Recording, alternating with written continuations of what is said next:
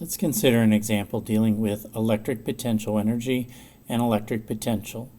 So we have a simple particle accelerator. Electron is released and allowed to move 1.7 centimeters through an electric field of 140 newtons per coulomb directed to the right. So if we draw our electric field,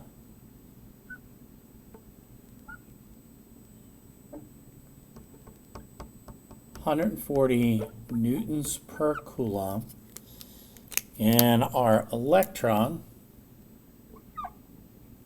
is released, which means the initial velocity is 0.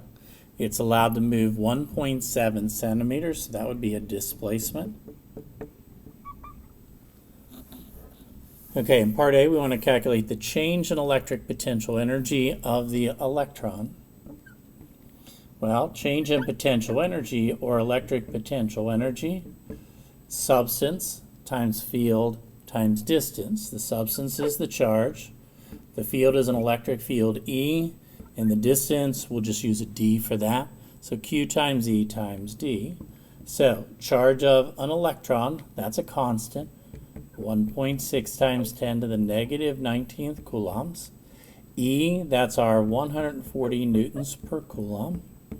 And our distance, converting from centimeters to meters, that would be 0.017 meters.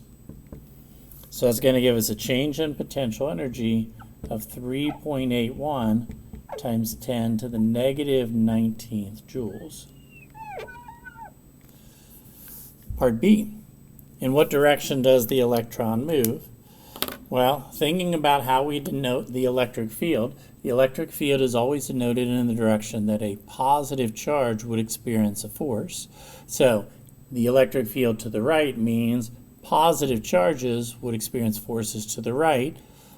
A negative is opposite, and so it's going to experience a force to the left, or it's going to move to the left. So then on part B, our electron moves that 1.7 centimeters left. Part C. Calculate the change in electric potential through which the electron moves. Well, electric potential is the same as voltage. So V is equal to the joules per coulomb, or the electric potential energy, divided by the charge. So our electron changes electric potential energy by 3.81 times 10 to the negative 19th joules. And the Q is the charge of an electron, 1.6 times 10 to the negative 19th coulombs. That's going to give us 2.38 volts that electron moved through. Part D. Calculate the speed of the electron at the end of the 1.7 centimeters. So back on our diagram, electron starts here from rest.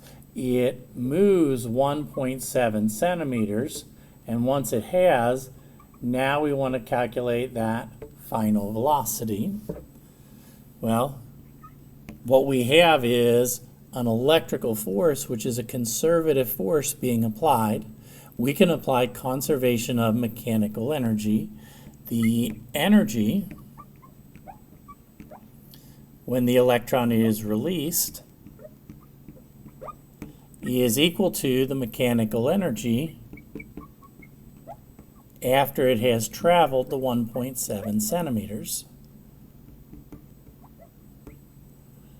So then, thinking of the kinds of energy that it has, thinking of our mnemonic MHS, moving, height, stretched, or compressed.